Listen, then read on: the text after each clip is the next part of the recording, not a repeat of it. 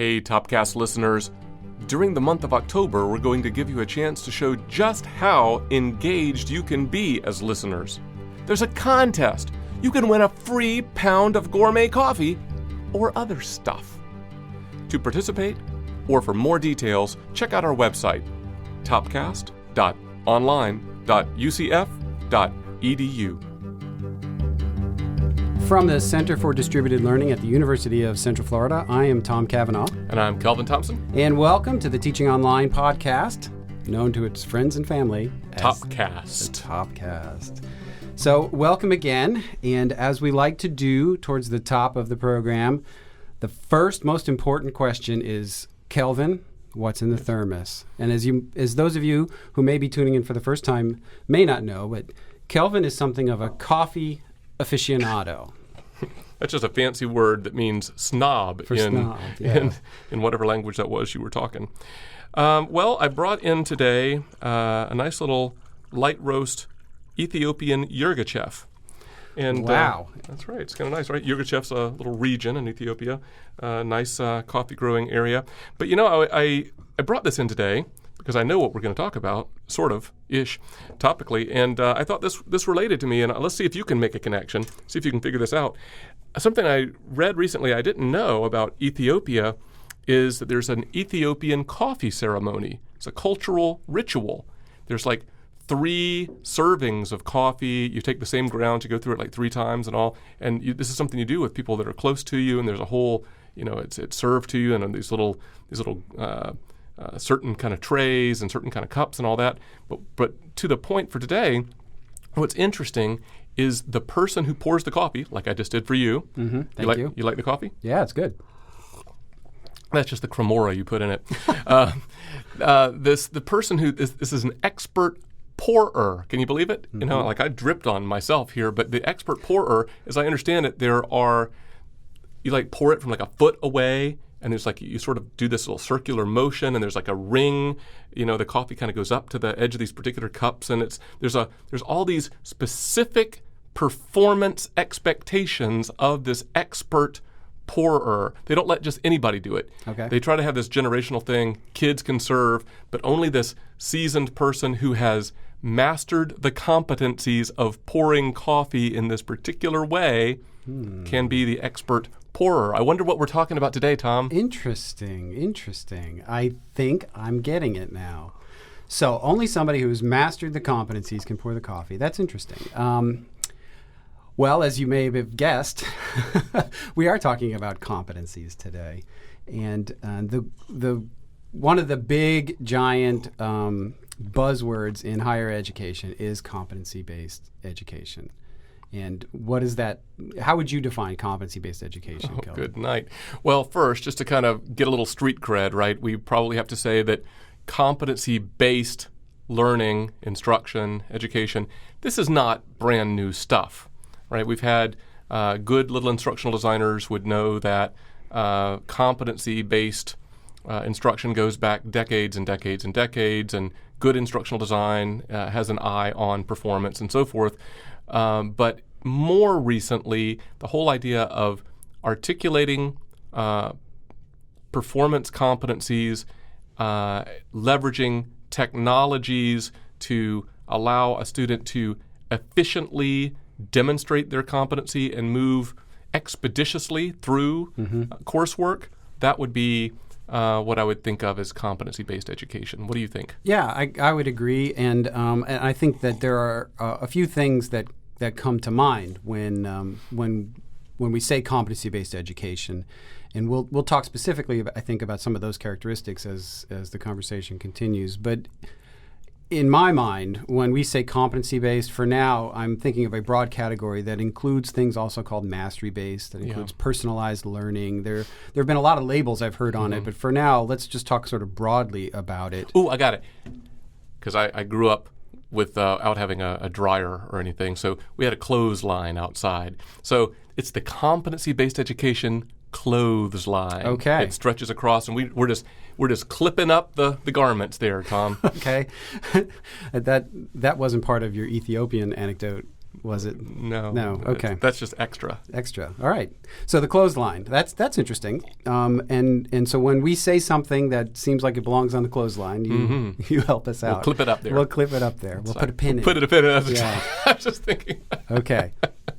All right. Well, it probably would be good to set some context that as of the moment we are recording this, I don't know when anybody might actually be listening to it, but the moment we're recording this, there are estimated to be about 350 different institutions across the country that are either doing, planning, or contemplating some sort of competency-based education program.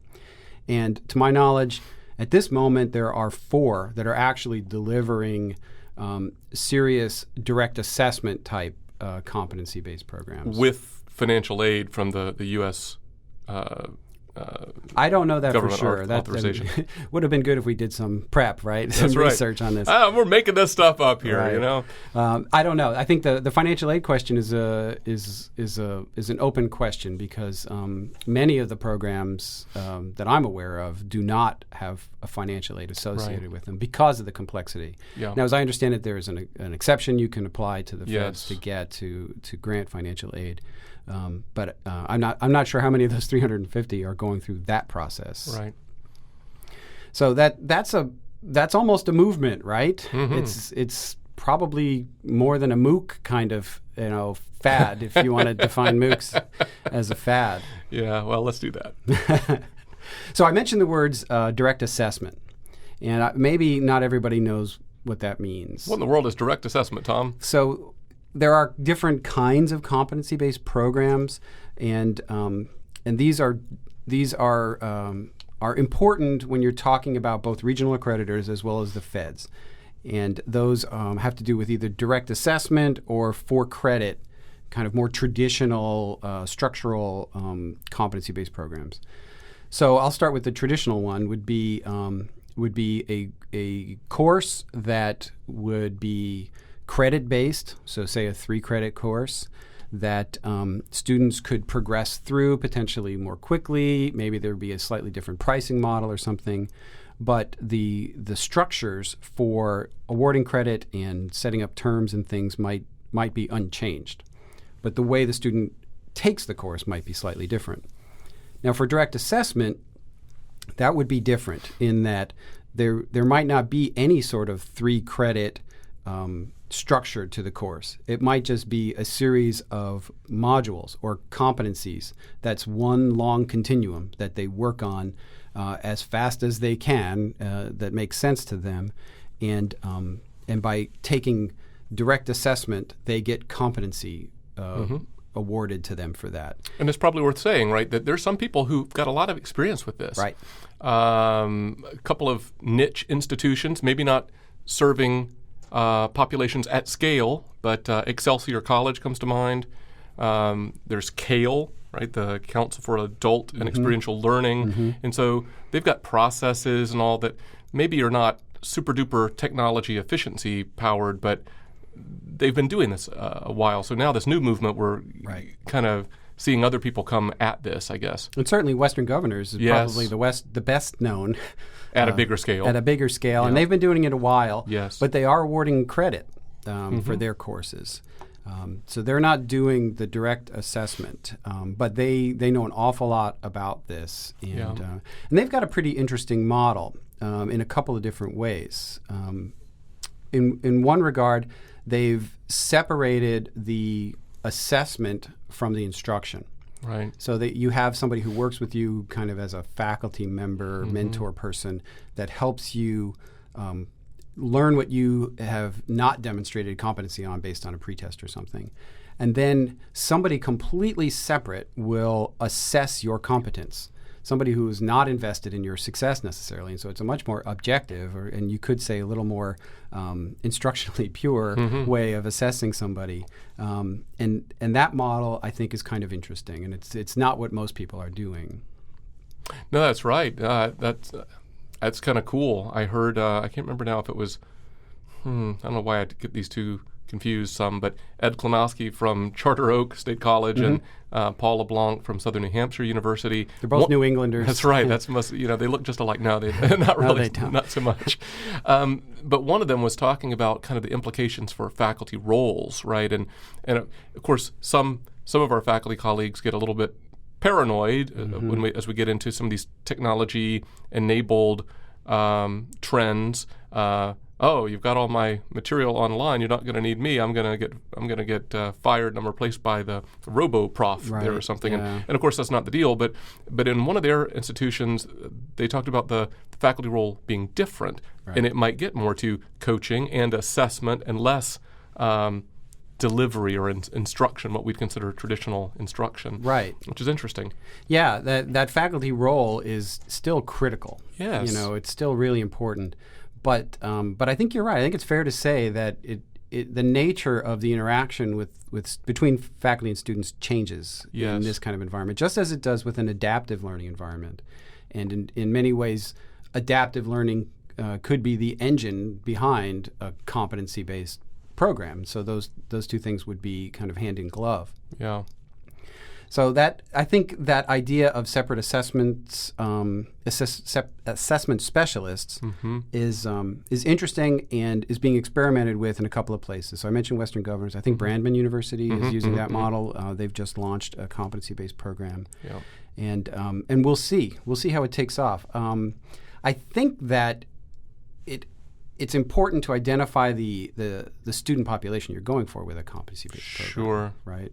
Yeah. So it's somebody who might have some work experience, somebody who's interested in moving more quickly, who might want to, who's motivated by saving money, perhaps, depending upon the financial models we can talk about.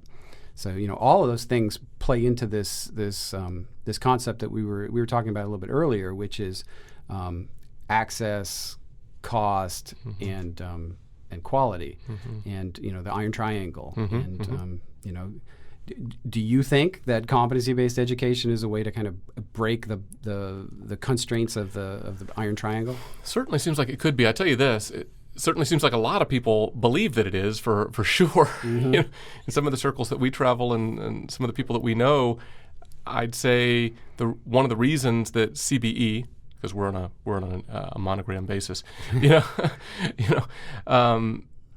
CBE is widely, I think, believed to be a way to break the iron triangle, to release those constraints, so that they're not held in balance. The old better, cheaper, faster, pick two. Right. Hey, how about if I want all three? I'd like that. So certainly, I think a lot of people are believing that for sure. But so far, I think you've touched on credit stuff, but the direct assessment, all of that is sort of the unbundling of the credit hour. But there are ways of doing competency-based education that are not relying on, as you said, Western Governors is still using credit hours. So you don't have to totally be going that direction. So direct assessment, even though you used WGU as an example, are there other maybe more, I don't know that I want to use this term, but more conservative approaches that are still credit-bearing in more of our traditional institutions, ways that they can play this out? Sure, yeah. And in many ways, Western Governors still offers a traditional structure with credit hours. Yeah. But I think most of these schools are, of these 350 anyway, aren't planning radical revolution, more like evolution of the model. And credit hours, I think, is the basis for much of that.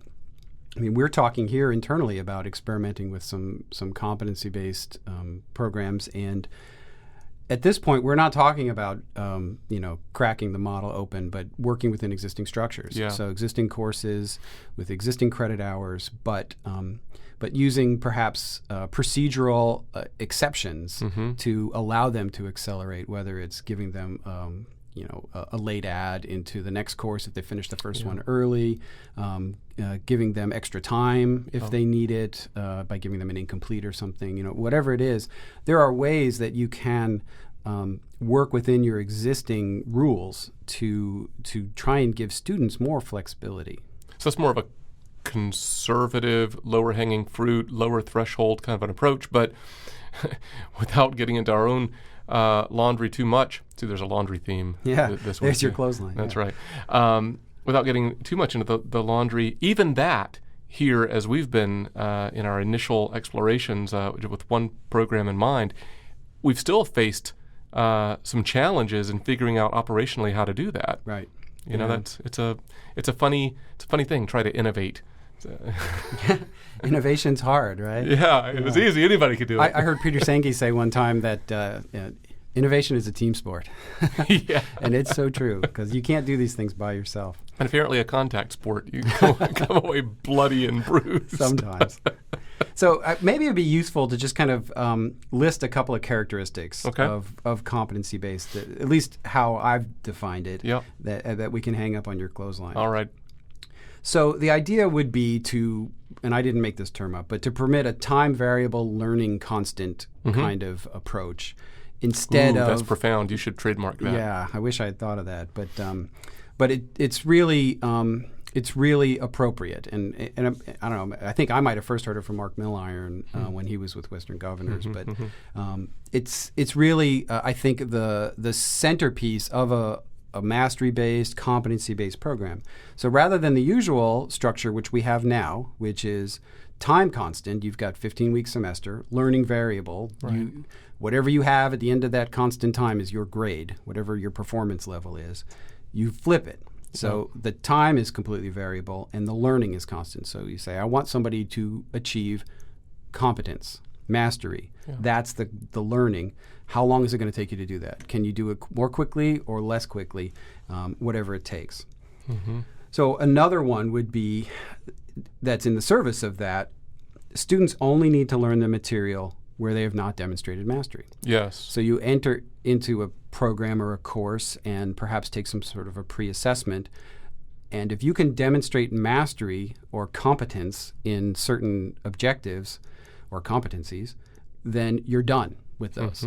And so that would immediately shorten the amount of time that you have to spend in that particular course going through that material. And then in addition to acceleration, not only by demonstrating mastery, but maybe just because you pick it up more quickly, you can go faster. If you need more time in order to be successful, in some cases, students, if they just had an extra couple of weeks, they would have gotten it, or maybe a little extra remediation. That remediation becomes available to them with that extra time, and or both. And maybe just extra remediation or remediation and time allows them to achieve the mastery that's expected, whatever the objective is. There are probably more characteristics to put up as a definition, but I think those kind of get to the heart of why would you want to offer a competency-based program. No, that's good. I did notice, though, I mean, it might be worth a comment here. I did notice that you used synonymously competency or competence and mastery as you were talking there. Would everybody agree that those are the same thing? No. I know why you asked that question. Why do I ask that question? Yeah, I mean, people have, I think maybe even it was John Ebersol at Excelsior that has written about the difference between those two things. And so I'm using them sort of loosely.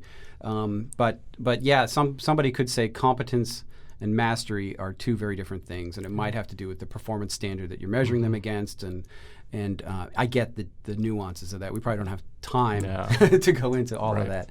But yeah, thank you for pointing that out, because you're right. Some people feel very strongly about that. But in fairness, others, I really do think, use those terms interchangeably. So you got to kind of, again, we talked about this in another segment, but to use your terminology carefully, right. Unbundle that. Boundary objects. Exactly. Right? You say one thing and two people are thinking two different definitions. At least, at least for sure. But I heard you say, and this is probably something to put on the clothesline as a concept anyway, is acceleration seems to be a goal.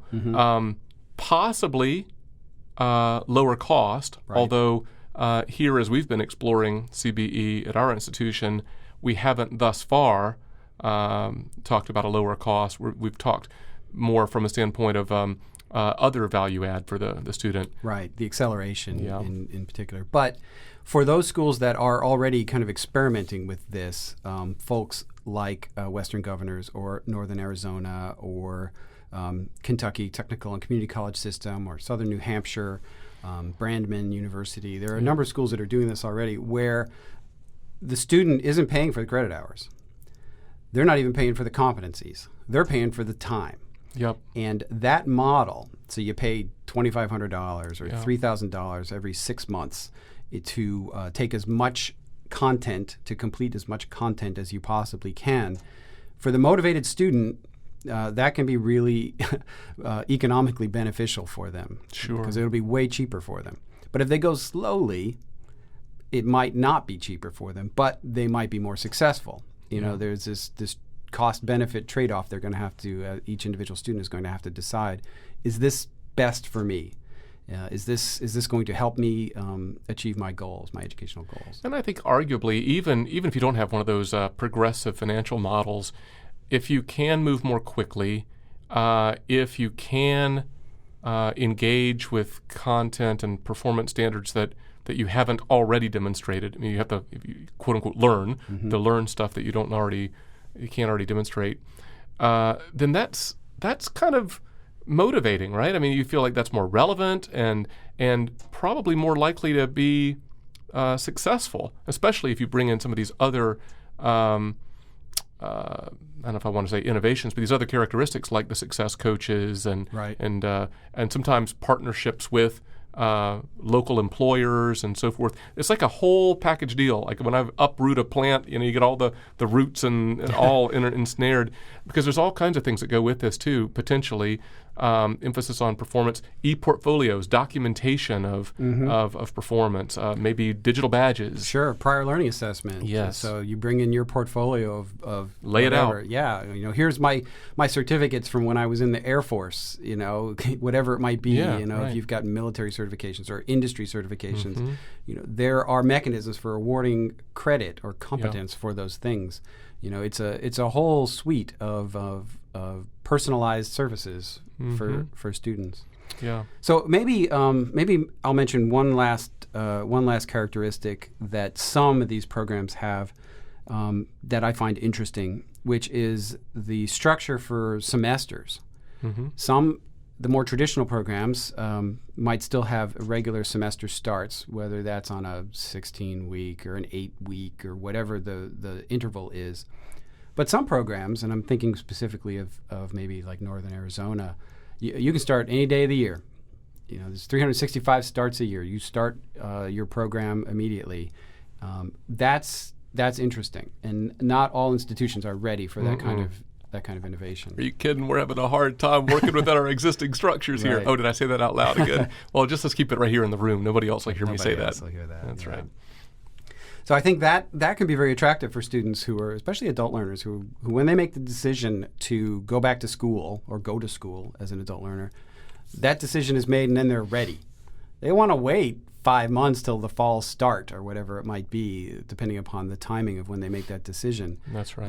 When are the admits for our semester? Well, every day you can get started. And that actually is a competitive advantage if you're thinking about it in the marketplace. That's right. And I think that emphasis on the learner, the emphasis on especially the adult learner working.